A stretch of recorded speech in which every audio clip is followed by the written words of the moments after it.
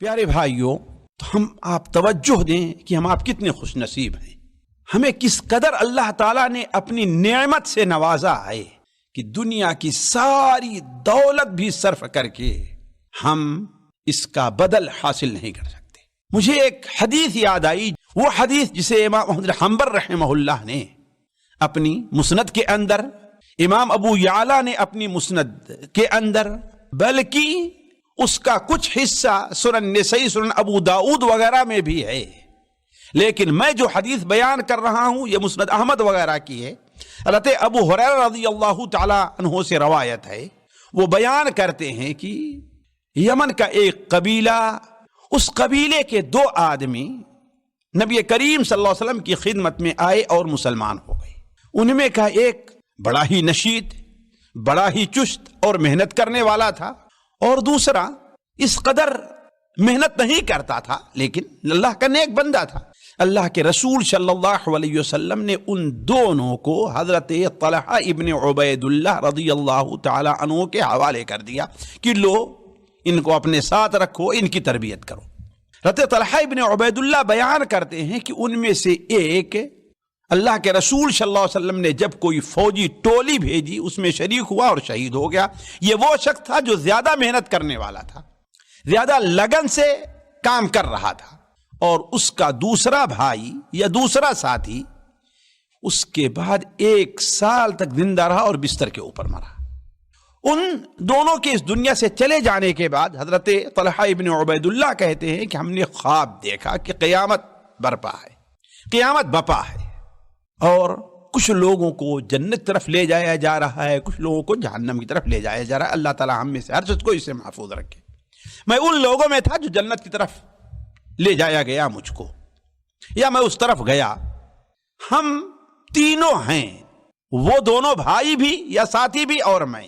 اچانک جنت کا دروازہ کھلتا ہے اور جو بستر کے اوپر مرا تھا اسے جنت میں اندر داخل کر دیا جاتا ہے۔ پھر دوبارہ جنت کا دروازہ کھلتا ہے اور جو شہید ہوا تھا بھائی اس کو جنت میں داخل کیا جاتا ہے، اور جب میری باری آئی تو کہا جاتا ہے کہ ابھی تمہارے جنت میں جانے کا وقت نہیں آیا ہے۔ میری نیند کھل گئی۔ میں نے یہ بات اپنے ساتھیوں سے ذکر کی تو ہر آدمی تعجب کرنے لگا، مجھے بھی تعجب ہوا کہ شہید کا کتنا اونچا مقام ہے اور وہ جنت میں بعد میں جا رہا ہے، اور جو اپنے بستر کے اوپر مرا ہے وہ جنت میں پہلے چلا جا رہا ہے۔ آہستہ آہستہ یہ بات نبی صلی اللہ علیہ وسلم تک پہنچی تو آپ نے مجھے بلایا اور کہا کہ تم نے خواب دیکھا ہے؟ ہم نے اپنا خواب بیان کیا تو آپ نے کہا تھی تعجب کیا کر رہے ہو؟ ہم نے کہا اے اللہ کے رسول صلی اللہ علیہ وسلم، جو شہید ہوا، شہید کا جو اونچا مقام ہے لیکن اسے جنت میں بعد میں داخل کیا جا رہا ہے۔ ذرا غور کریں گے نبی صلی اللہ علیہ وسلم نے کیا بیان فرمایا۔ مسند احمد کی جو روایت ہے، آپ نے فرمایا کیا وہ 1 سال رمضان کا مہینہ نہیں پایا؟ آپ ذرا کتنے خوش نصیب ہیں میرے ساتھیوں، اللہ کی کتنی بڑی نعمت ہے کہ اللہ تعالیٰ آپ کو رمضان اور دے رہا ہے۔ آپ صلی اللہ علیہ وسلم نے کہا کہ کیا وہ رمضان کا مہینہ نہیں پایا جس کا روزہ رکھا اس نے؟ کیا اس نے 6000 اتنی رکعت فرض نماز نہیں پڑھی؟ کیا اس نے اتنے نفلی نمازیں نہیں پڑھی؟ تو تعجب کیا کر رہے ہو؟ ان دونوں کے مقام میں اتنا فاصلہ ہے جتنا زمین اور آسمان کے درمیان فاصلہ ہے۔ ذرا سوچیں آپ، ظاہر بات اس میں انسان کی نیت اور اخلاص کا بہت بڑا دخل ہے۔ ہو سکتا ہے یہ شخص جو بستر کے اوپر مرا وہ اللہ تعالیٰ کے راستے میں شہید ہونے کے لیے کڑ رہا ہو، اس کی بڑی خواہش ہو، اور خصوصاً ہو سکتا ہے وہ دل کا بڑا صاف ہو۔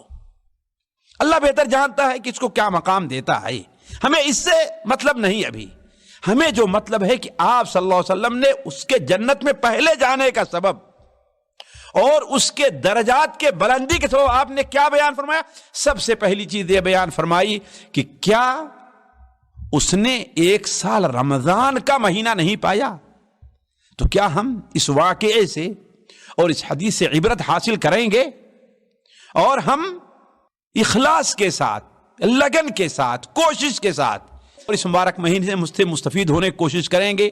اللہ تبارک و تعالی ہم میں سے ہر شخص کو اس مبارک مہینے اور اس کے خیر سے محروم نہ کرے۔ والسلام علیکم ورحمۃ اللہ وبرکاتہ۔